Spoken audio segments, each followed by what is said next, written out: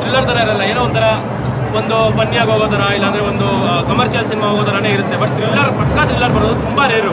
ಅಂಥದ್ರಲ್ಲಿ ಇದು ಎಂಥ ಥ್ರಿಲ್ಲರ್ ಅಂದರೆ, ಇವಾಗ ನೋಡಿ ಕೆಲವೊಂದು ಥ್ರಿಲ್ಲರ್ಗಳು ಹೆಂಗಿರುತ್ತೆ ಅಂದರೆ, ವಿಲನ್ ಯಾರು ಅಂತ ಹುಡ್ಕೋದ್ರ ಮೇಲೇ ಹೋಗ್ತಾ ಇರುತ್ತೆ, ಹೆಂಗೆ ಅವ್ನು ಹೆಂಗೆ ಸಿಗ್ತಾನೆ, ಏನು ಸಿಗ್ತಾನೆ ಅಂತ ಅಂದ್ಬಿಟ್ಟು. ಬಟ್ ಇನ್ ಕೆಲವೊಂದು ಈ ಥರ ಬರೋದು ತುಂಬಾ ರೇರ್. ಏನಂದ್ರೆ ವಿಲನ್ ಯಾರು ಅಂತ ನಮ್ಗೆ ಗೊತ್ತು, ಎಲ್ಲರಿಗೂ ಗೊತ್ತು. ಬಟ್ ಏನಕ್ಕೆ ವಿಲನ್ ಸಿಕ್ಕಾದ್ಮೇಲೆ ಕತೆ ಹೋಗ್ತಿರುತ್ತೆ ಗೊತ್ತಾ, ಅದು ಬಂದ್ಬಿಟ್ಟು ತುಂಬಾ ರೇರು ಬರೋದು. ಅಂತ ಸಿನಿಮಾ ಇದು. ಪ್ರತಿಯೊಬ್ಬರು ಎಂಜಾಯ್ ಮಾಡ್ತೀರಾ ಸಿನಿಮಾನ, ಅಂದ್ರೆ ಕಂಪ್ಲೀಟ್ ಆಗಿ ಎಂಜಾಯ್ ಮಾಡ್ತೀರಾ. ಸಿನಿಮಾ ಸ್ಟಾರ್ಟಿಂಗ್ ಇಂದ ಹಿಡಿದು ಎಂಡಿಂಗ್ ಕ್ಲೈಮ್ಯಾಕ್ಸ್ ಮುಗಿಯೋವರೆಗೂ ಕಂಪ್ಲೀಟ್ ಆಗಿ ಎಂಜಾಯ್ ಮಾಡುವಂಥ ಸಿನಿಮಾ ಸೂತ್ರಧಾರಿ. ನನಗೆ ಕೆಲ ಹೇಳಕ್ ಅಷ್ಟೇ ಅಣ್ಣ, ಡೈರೆಕ್ಟ್ ಹೋಗ್ಬಿಡಿ ಅಣ್ಣ. ಜೋಶ್, ಒಂದ್ ಸೌಂಡ್ ಇಲ್ಲ, ಜೋಶ್ ಇಲ್ಲ ಅಣ್ಣ. RCB ಕಪ್ ಗೆಲ್ಬೇಕಾದ್ರೆ ಕರೆಕ್ಟ್ ಆಗಿ ಮಾಡಬೇಕು ಬಾಲರು. RCB ಕಪ್ ಗೆಲ್ಬೇಕಾದ್ರೆ ಕರೆಕ್ಟ್ ಆಗಿ ಮಾಡಬೇಕು ಬಾಲರು. ಕನ್ನಡ ಇಂಡಸ್ಟ್ರಿಗೆ ತುಂಬಾ ದಿನ ಆದ್ಮೇಲೆ ಸೂಪರ್ ಆಗಿ ಬಂದಿದೆ ಒಂದು ಥ್ರಿಲ್ಲರ್. ಒಂದು ಸಕ್ಕತ್ತಾಗಿರೋ ಥ್ರಿಲ್ಲರ್ ತುಂಬಾ ದಿನ ಆದ್ಮೇಲೆ ಬಂದಿದೆ ಅಣ್ಣ. ಈ ಸಿನಿಮಾ ನೋಡ್ತಾ ಇರ್ಬೇಕಾದ್ರೆ ಚಿಕ್ಕ ಮಕ್ಕಳೆಲ್ಲ ಹೋಗ್ಬಿಡ್ತವ್ರೆ ಹಾರಿ ಅಣ್ಣ. ಸಿನಿಮಾ ನೋಡ್ತಾ ಇರ್ಬೇಕಾದ್ರೆ ಚಿಕ್ಕ ಮಕ್ಕಳೆಲ್ಲ ಹೋಗ್ಬಿಡ್ತವ್ರೆ ಹಾರಿ. ಯಾಕಂದ್ರೆ ಪ್ರತಿಯೊಬ್ಬರು ಸೀಟ್ ಎಡ್ಜಿ ಕೂರಿಸುವಂತ ಸಿನಿಮಾ ಸೂತ್ರಧಾರಿ.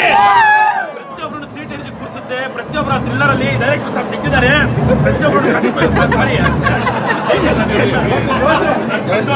ಸರ್, ನನ್ನ ಫ್ರೆಂಡ್ ಅನ್ಕೊಂಡ್ರೆ ಹಿಂಗೆ ಸರ್. ನಾವು ನೋಡ್ಬೇಕಾ ಬೇಡ ಸರ್? ಆಡಿಯನ್ಸ್ ಪಲ್ಸಿರುತ್ತೆ, ಆಡಿಯನ್ಸ್ ಪಲ್ಸಿರುತ್ತೆ. ಗೂಸ್ ಬಂಪ್ಸ್ ತಪ್ಪಿಸ್ಬಾರ್ದು. ಆಡಿಯನ್ಸ್ ಪಲ್ಸು ಗೂಸ್ ಬಂಪ್ ಅಂದ್ರೆ ಈ ತರ ಫುಲ್ ಫೈಲ್ ಆಗ್ಬಿಡ್ತೀವಿ ನಾವು ಅಣ್ಣ.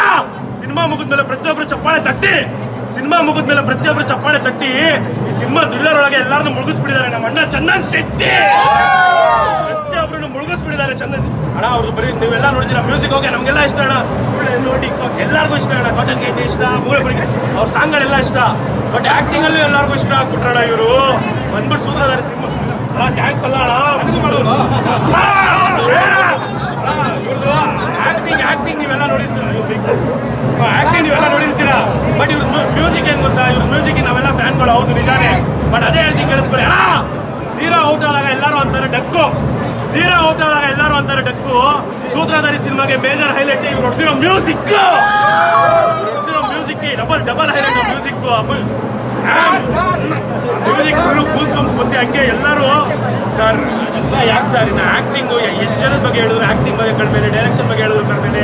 ಹಂಗೂ ಚಂದನ ಆದ್ಮೇಲೆ ಇನ್ನೊಂದು ಮೇಜರ್ ಒಂದು ಕ್ಯಾರೆಕ್ಟರ್ ಇರುತ್ತೆ, ಅವ್ರ ಬಗ್ಗೆ ಒಂದೇ ಒಂದು ಮಾತು ಹೇಳ್ಬಿಡ್ತೀನಿ.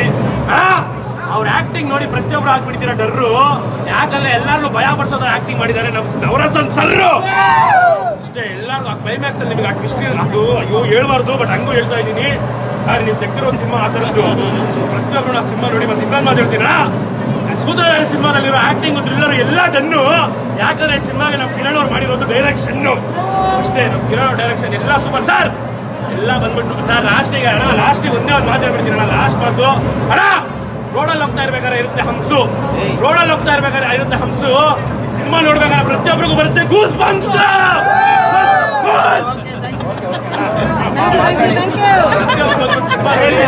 ಎಂಜಾಯ್ ಮಾಡ್ತೀರಾ ಸಿನಿಮಾ. ಪ್ರತಿಯೊಬ್ಬರು ಸಿನಿಮಾ ನೋಡಿ. ಕನ್ನಡ ಇಂಡಸ್ಟ್ರಿನ ಬೆಳೆಸಿ, ಕನ್ನಡ ಇಂಡಸ್ಟ್ರಿ ಒಳ್ಳೆ ಥ್ರಿಲ್ಲರ್ ಬಂದಿದೆ. ತುಂಬಾ ರೇರ್ ಥ್ರಿಲ್ಲರ್ ಬರೋದು, ಅಂತ ಥ್ರಿಲ್ಲರ್ ಬಂದಿದೆ. ಎಲ್ಲ ಸಿನಿಮಾಗಳಿಗೆ ಬೆಳೆಸಿ. Thank you.